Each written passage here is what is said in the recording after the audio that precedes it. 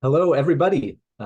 First off, thank you all for joining. This is the People for Bikes virtual education series. We're going to talk about the 2024 state of the industry. We're going to be discussing sales, inventory, and discounting. First, I want to say thank you to the trade association members, all of you out there in attendee land. Those of you who are members, you are the ones who allow us to do the work that we're doing. We're so excited here that this is actually, I just learned, a record-setting attendance. And we're excited that there are folks out there who are as excited to stare at squiggly lines and bars and numbers with us as we are. So thank you. Just want to very quickly mention some of the benefits that our trade association members get. I won't necessarily say any of these. Feel free to just read them out. Some of you already know what you get, but this is all that comes with membership for People for Bikes. We encourage you, if you are not, to become one. And lastly, that's not on the slide, you get to attend very impactful webinars such as this one. So I'm going to let each of these gentlemen talk here in a minute about what their data is and what businesses they are involved with, why it's useful to the Nerd Collective. But first, I want to hit on kind of the value of the Nerd Collective. And so I'm actually going to go quickly through here to let you know who the Nerd Collective is if you aren't already familiar with us. So in alphabetical order, Ryan Atkinson, he's the president and co-owner of Workstand. Full disclosure, I have a long history of working with him because I came from Workstand.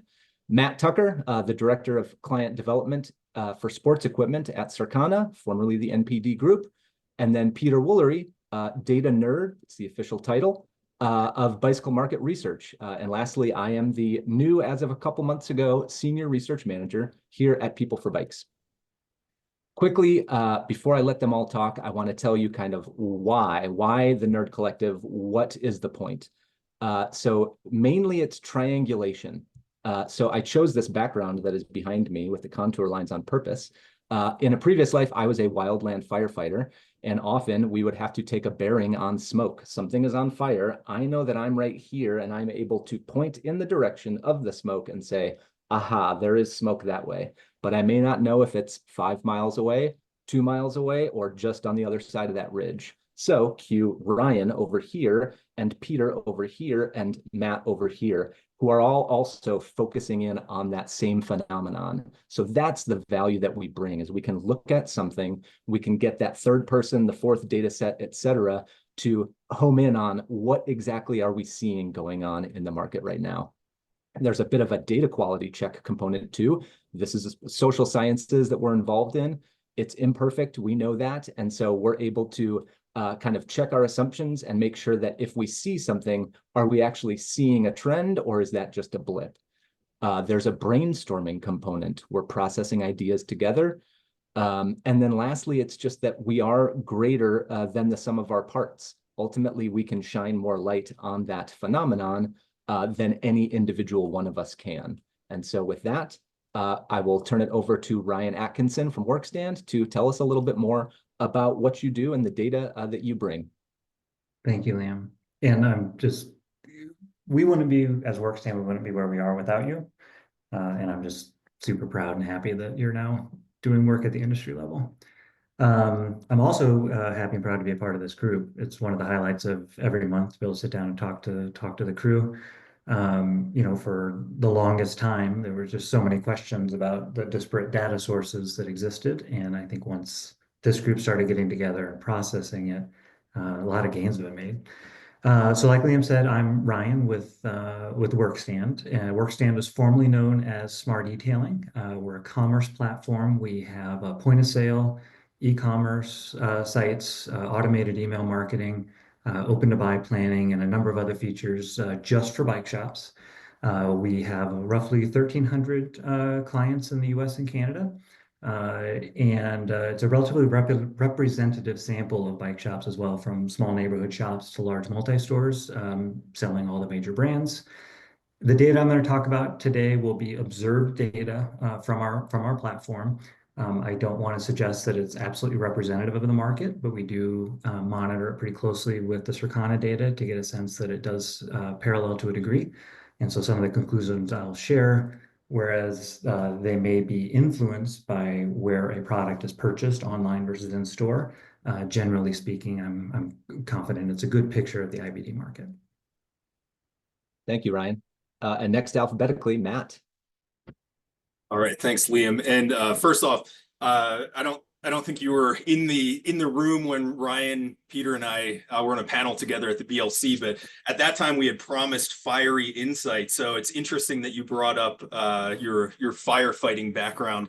Nonetheless, so my name is Matt Tucker. I'm the director of client development for Circana, specifically focusing on sports equipment, and cycling is a big part of that for me. So as Liam mentioned, we were formerly the NPD Group. We had merged with IRI about 2 years ago to become Circana. And our sales and data and market insights really give you a perspective and the clarity that you need to spot new opportunities and make more confident decisions. So in partnership with People for Bikes, we distribute a monthly sell-through report, and that summarizes cycling equipment and apparel sales sold through US independent bike dealers and also rest of market retailers.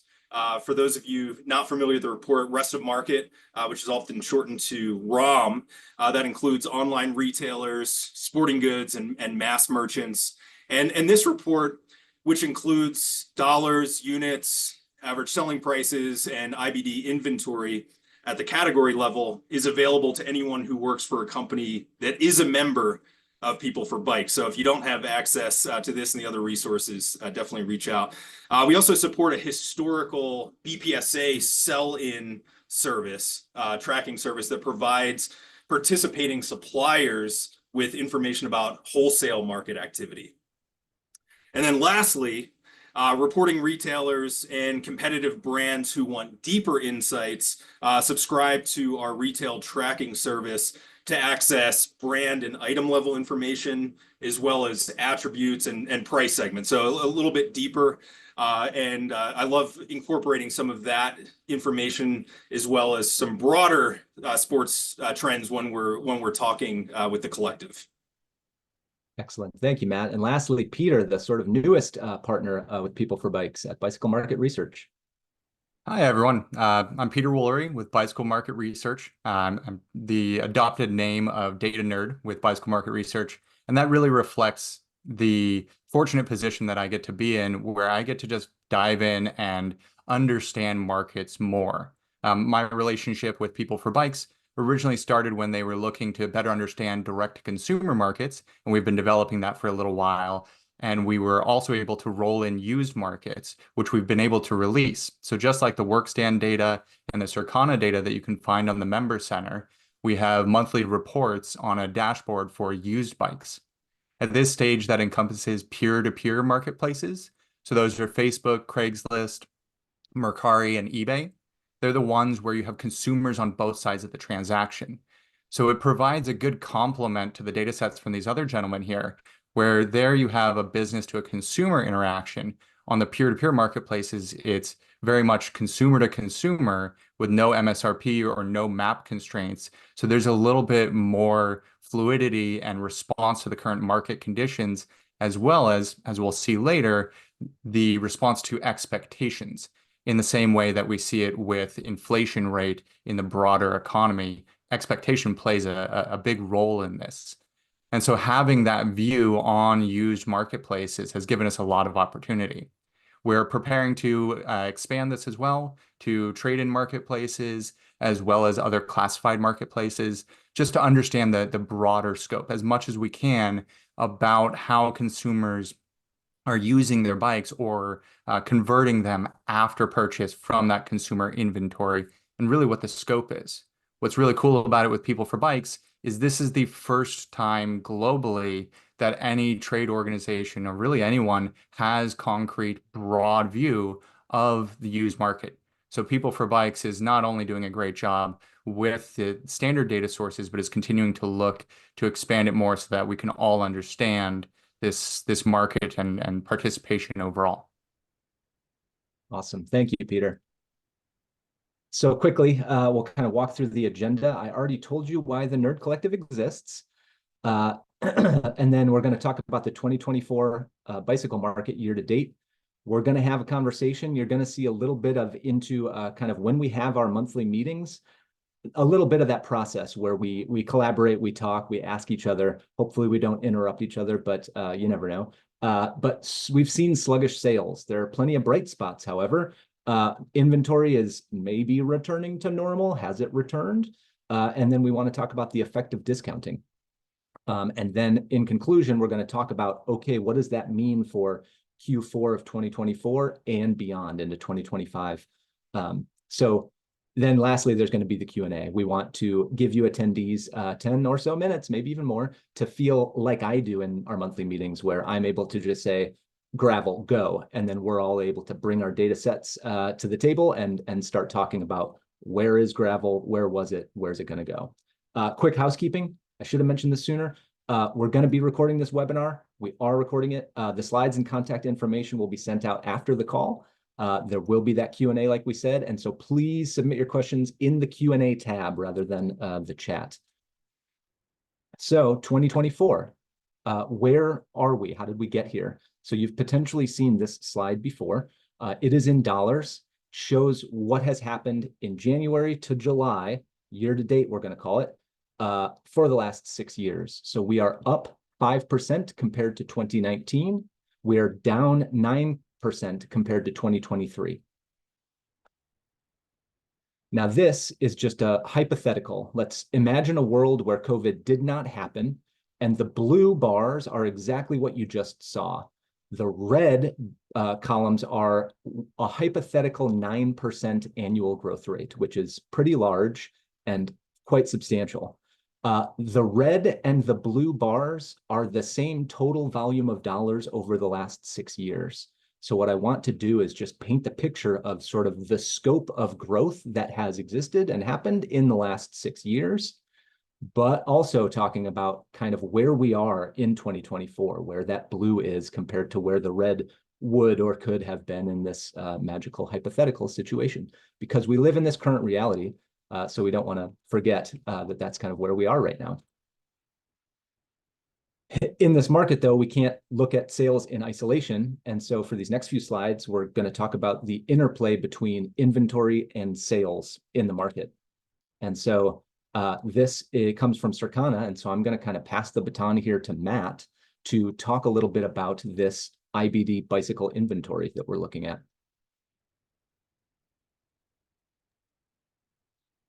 Thanks, Liam. So, what you can see here is a line showing the inventory dollars and inventory units going back to January 2019 to the present data month. And, what I really want to show here is that, we had inventory dips in 2020, obviously, when sales picked up.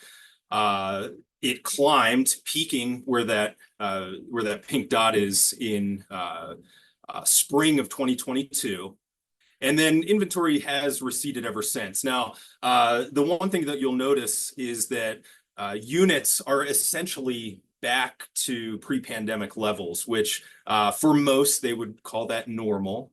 Dollars are still a bit elevated, and I see this for two reasons in the data. One, the percentage of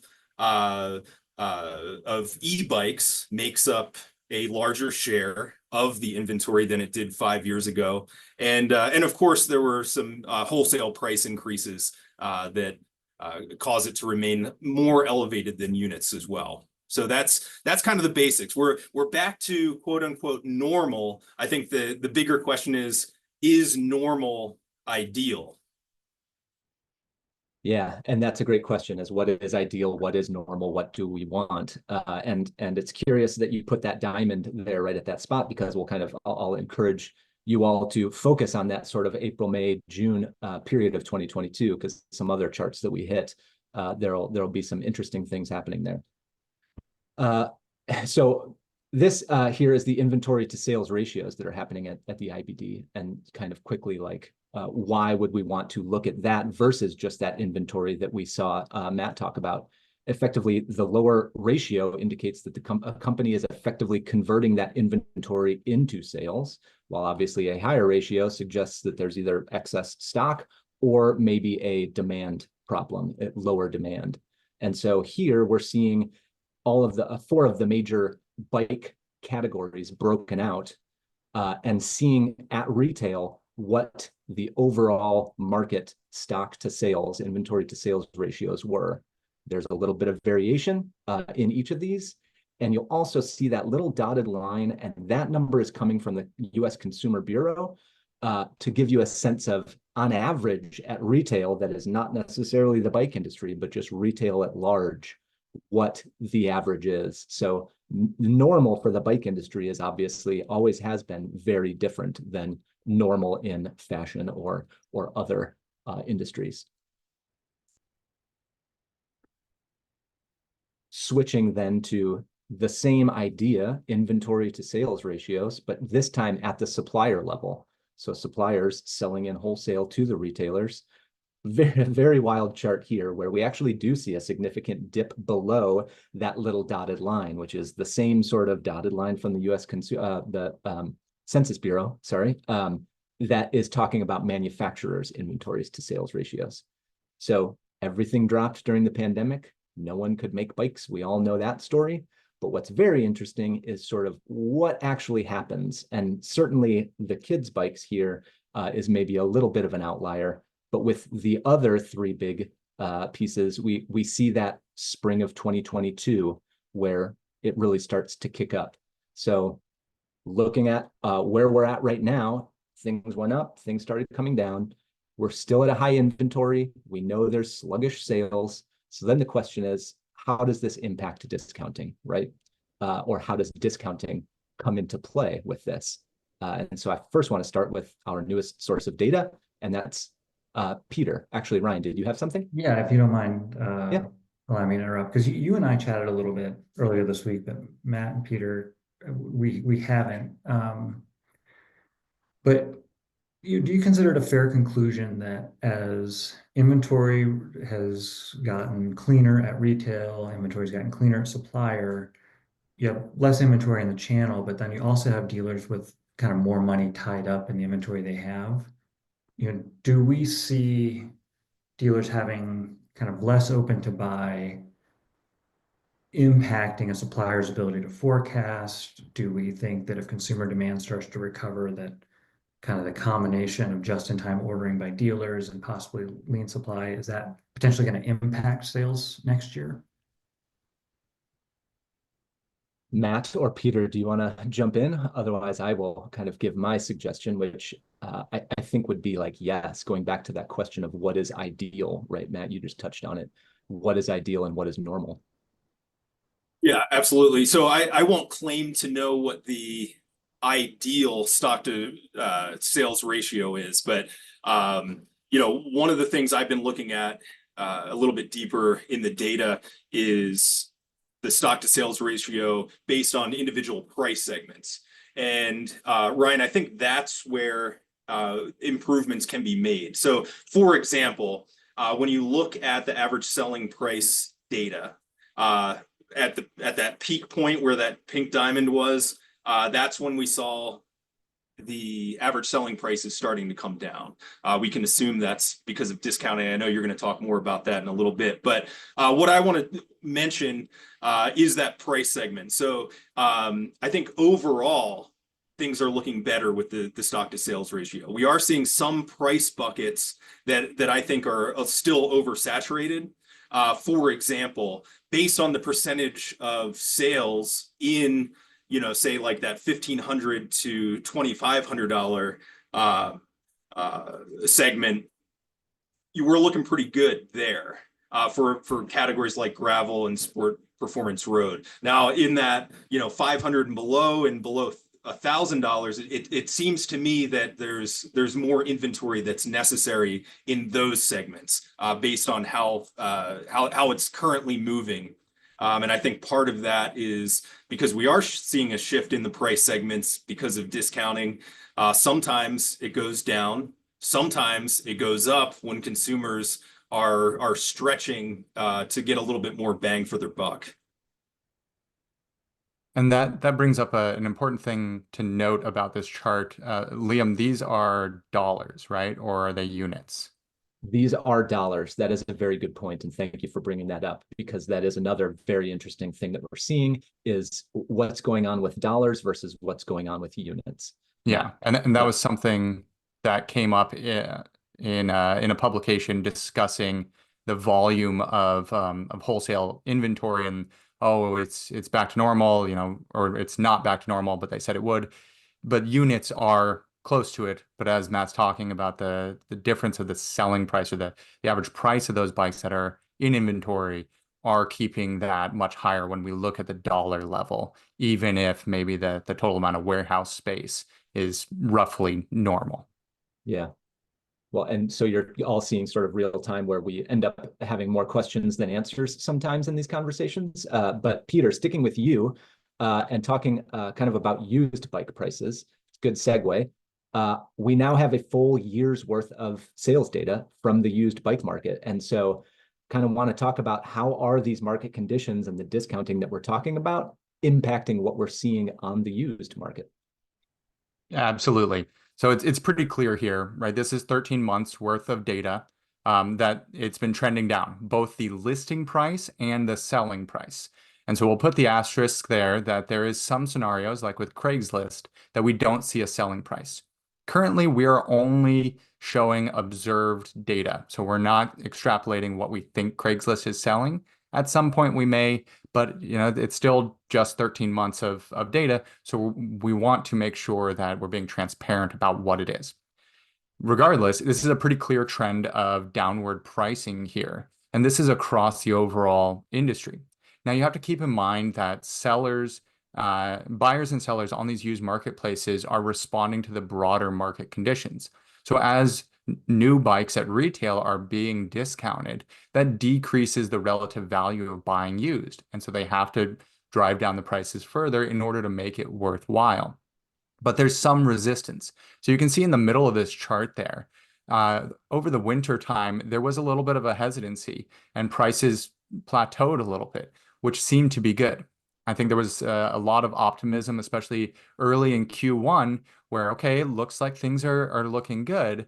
But as the season rolled on and we saw this is another painful year in overall sales, and that percolated out to the broader consumer media, then they started to see, okay, prices are going down.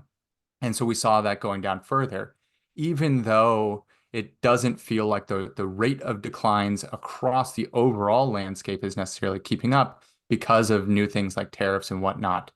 And that reflects, again, there's no MAP restrictions, there's no MSRP. These are just consumers responding to current market demands as well as their expectations for the future.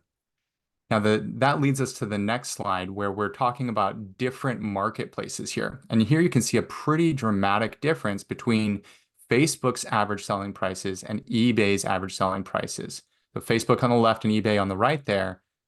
Facebook has really been in decline throughout this year in spite of some flatness early in Q1 and through the end of 2023, whereas eBay has been climbing up a little bit.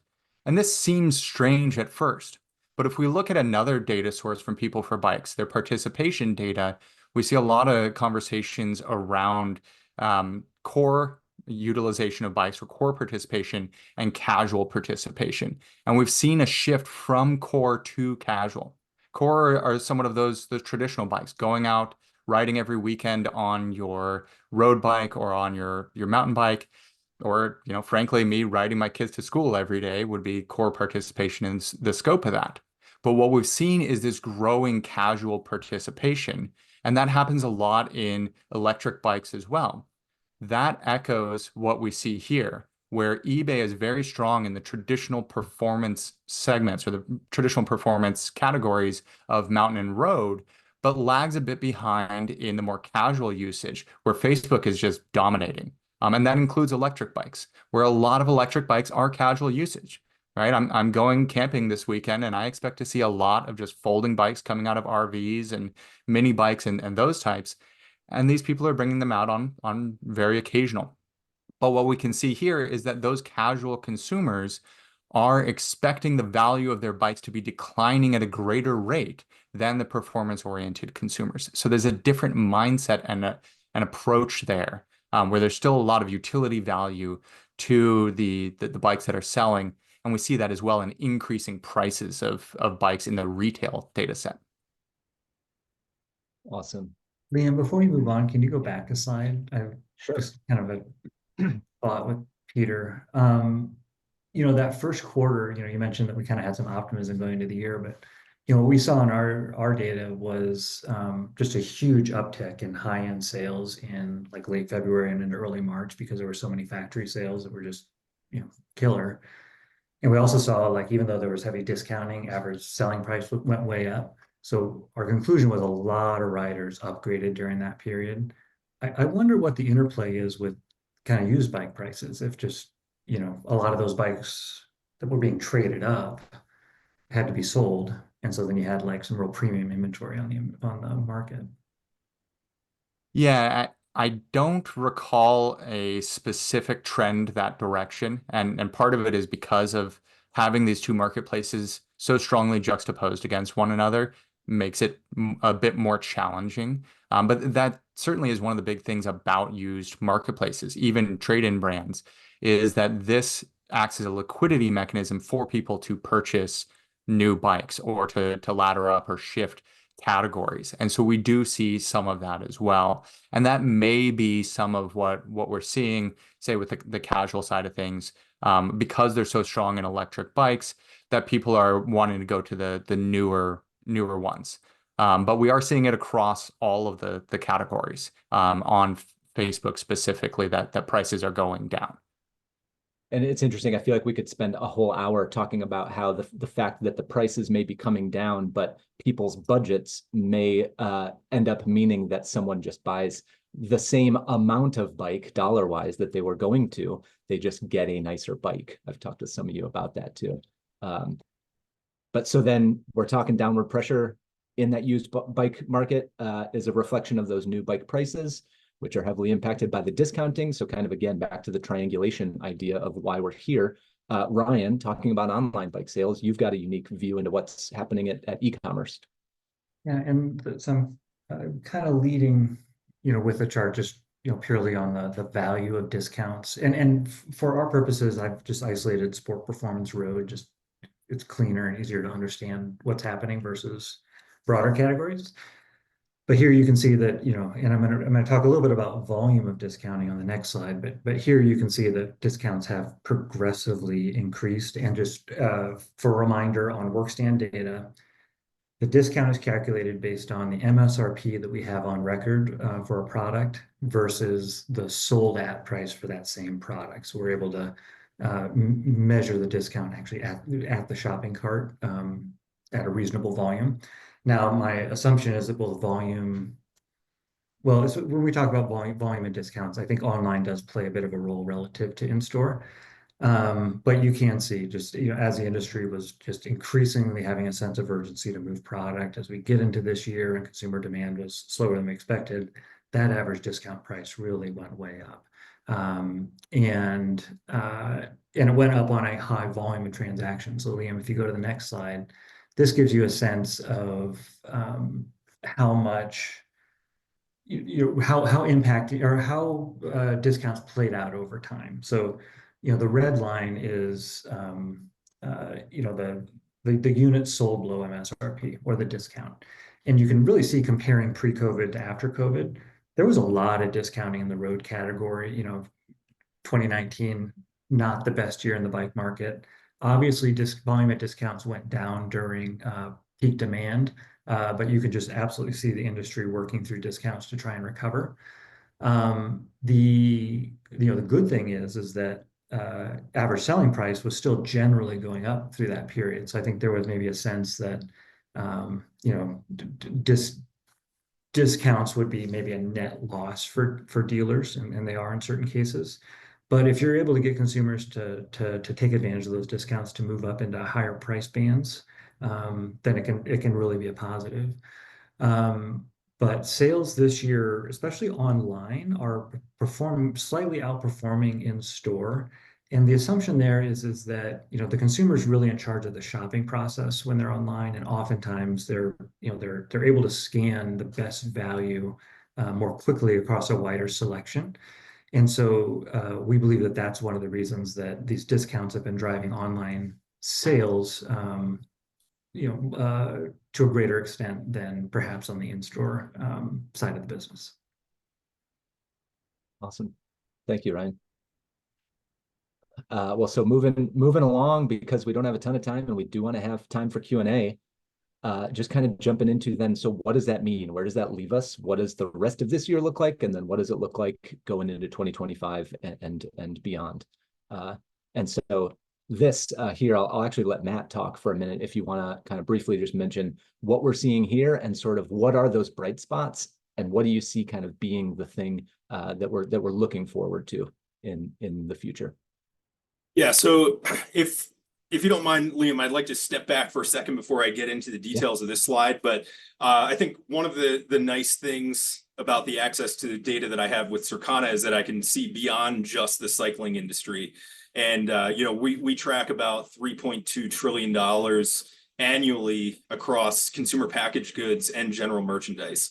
I say that because overall, U.S. retail within the industries we track is up about 2.5% in the 12 months through June.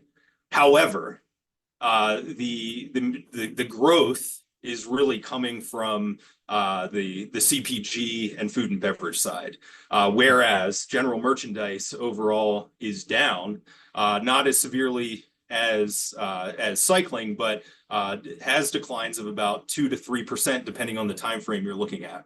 Now, to go, looking at other sports equipment industries, it's not unlike where things are with cycling in that, generally speaking, across most of these industries, dollars are up versus 2019, units are down. The one exception to that is team sports equipment, which, from participation standpoint has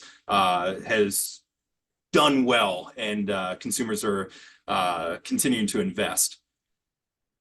Now, where I'm going with this is that looking at the aggregate of sports equipment, as we get into shorter timeframes, more recent timeframes, the average selling prices are declining more. We're talking about through the end of August, in the 52-week period, ASPs were down about 4%.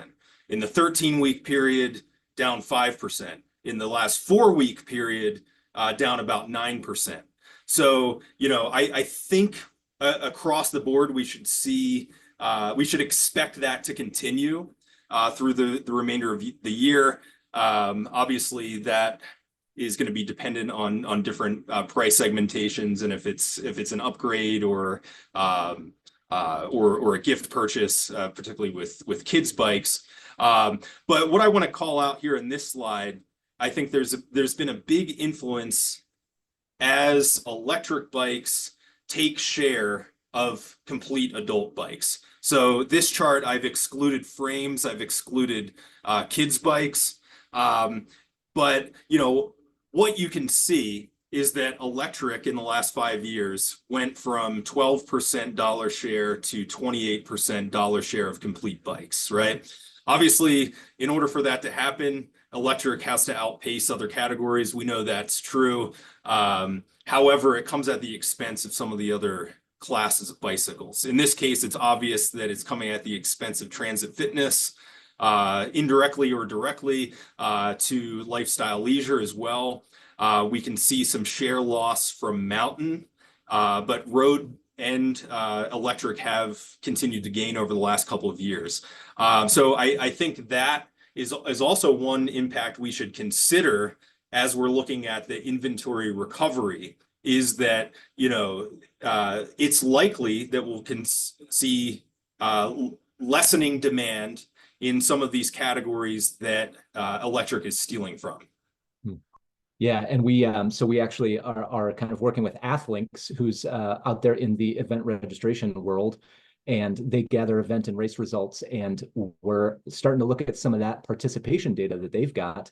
And as far as that sort of core enthusiast rider that Peter was talking about, we're seeing consolidation at the kind of average event size growing, but the number of events shrinking. So sort of the events in the bicycling world appear to be kind of participants going up on a per event level, but maybe just like we're seeing elsewhere in the industry, there's consolidation and maybe fewer races overall. But we've only barely scratched the surface on that.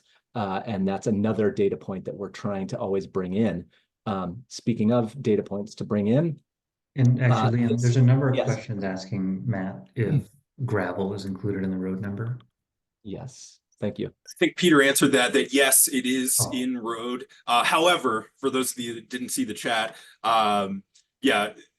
sport performance road, triathlon, gravel, all in road, and sport performance and gravel, both of those subclasses outpaced the market, did have year-over-year growth. So that's where some of that share gain came from. And the same is true on Workstand, with road performing much better than gravel. So this very quickly, because we want to open it up to questions, but just very quickly, I'll touch on this. This is data from S&P Global. So they put a report together. We just had the Q3 report come out. So please check the website. Just got out yesterday. And they are taking all sorts of econometric forecasting models, plugging in Circana's sales, and then forecasting out what they think on a unit level just the bicycle units are going to look like. And so yellow here is electric bikes. We've talked about that. We know that e-bikes are going to be growing as a percent of the whole. But we're also optimistic that on average, we're going to be seeing this potential 0.8% growth, which is not huge. It's not that hypothetical 9%, but it is growth. And it's not what we've seen in the last couple of years. So there is still that hope that based on economic conditions, we're hopefully going to see that. Part of that pulling forward that we also talked about kind of comes back to ridership levels are stable. We've seen ridership compared to 2023 pretty stable, no growth or negative growth. Comparing it to 2019, it's also pretty stable. And so the riders are out there riding. This chart here comes courtesy of Workstand, and it's showing that website traffic down a little bit, but really Google search volume for best bike, along with those website visits, while down a little bit, are still at pretty much, if you look at those pink levels that are kind of showing that average, they're similar to what we've been seeing over the last couple of years. So we are, again, optimistic that if those sales were pulled forward, well, at a certain point, those folks are going to be ready to potentially buy a new bike and upgrade. The sort of question that we ask is, have we found the bottom? And maybe, 2025 might be flat compared to 2024, but then we think we're sort of in the bottom, and then it becomes growth again. So with that, we are going to move on to Q&A. Again, there'll be an email follow-up. We're going to include a link. If you have a question that you didn't ask today, email research@peopleforbikes.org. It'll come to me. Put Nerd Collective in the subject. We will answer your question. We'd love to tackle whatever burning, fiery, getting back to that, questions you may have. So did any panelists see one that they wanted to pull out right off the bat? There was a good handful of questions about what is included in electric bikes. So I figured we could just knock that out. Electric bikes, for the scope of all of this, we've sort of aligned it across the data sets to be representative of the same thing. It's essentially any bicycle that falls within the 3-class system and has an electric motor and battery. There's some fuzziness, of course, with bikes that could potentially be out of class and whatnot.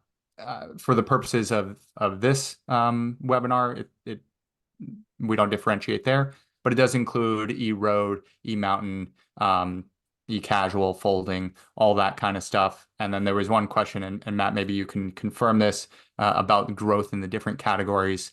From what I recall, electric casual or like adult casual bikes grew earlier on, and then we've seen a lot of growth in e-mountain over the past few years.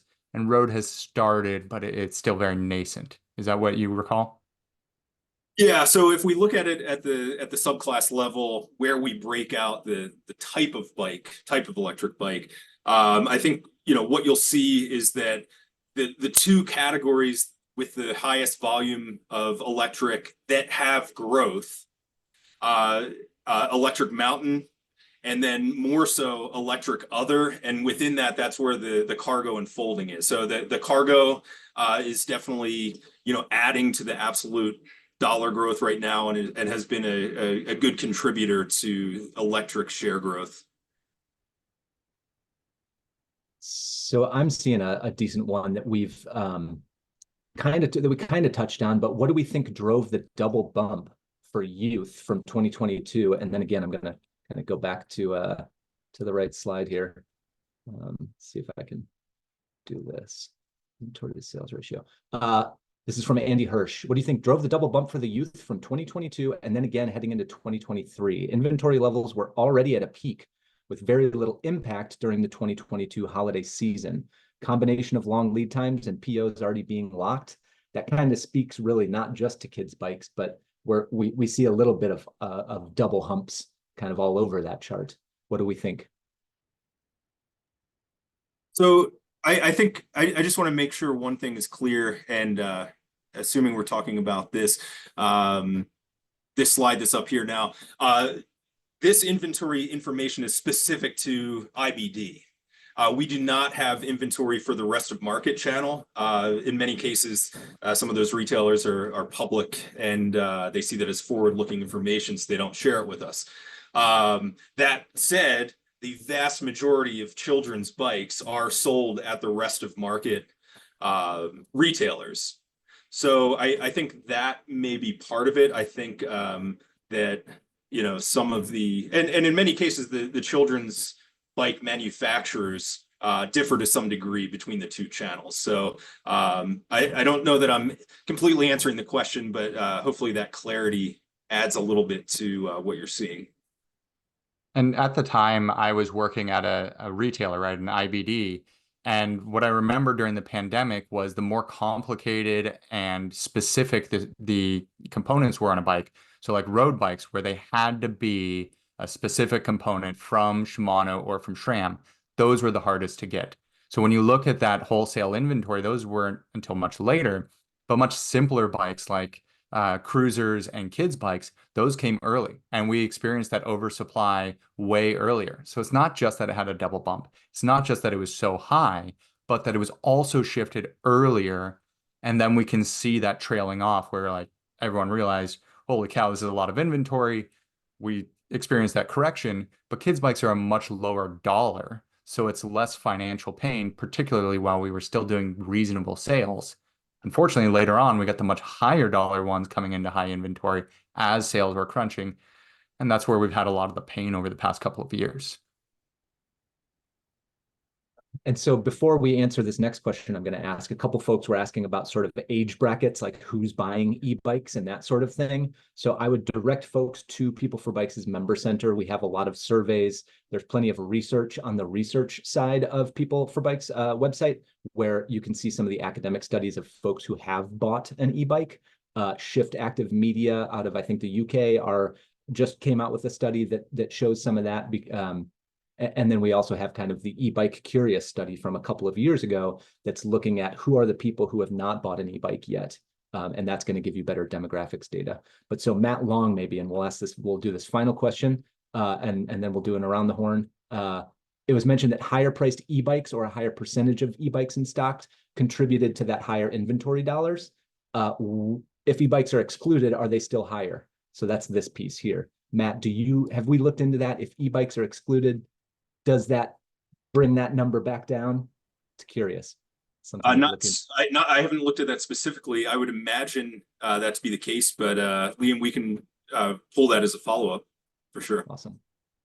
Very good. Well, we are basically at time. I want to thank our panelists, Matt, Ryan, Peter. Thank you guys so much. This is always super fun. It was great to do this in an environment like this. Thank you to all of our attendees. Y'all asked more questions than we were able to answer. Like I said, if we didn't answer your question, please, I'm not going to necessarily be able to copy all of this down right now, but email me your burning questions, research@peopleforbikes.org. Thanks to Toby.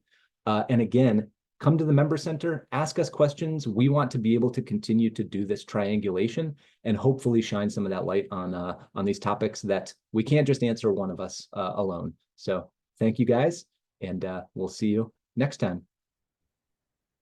Thanks.